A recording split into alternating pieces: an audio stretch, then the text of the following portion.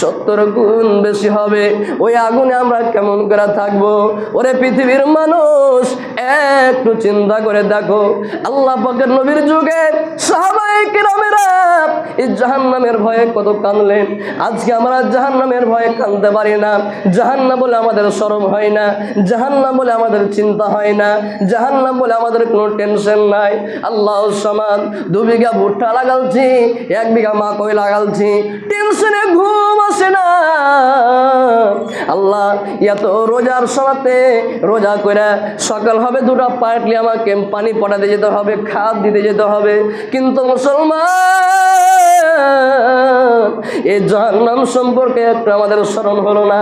এই জাহান্নাম সম্পর্কে আমরা ভাবা চিন্তা করতে পারলাম না।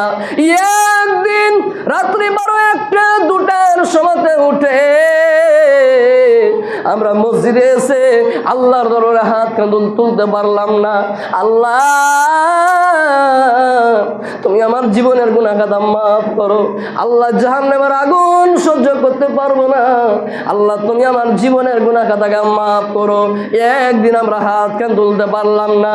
ওরে মুসলমান, একটা কথা শুনেলেন, সাহাবায়ে কেরামের যুগে আল্লাহ পাকের নবী দুনিয়ার বুকে 10টা সাহাবীকে দুনিয়ার বুকে জান্নাতের সার্টিফিকেট দিয়েছিলেন।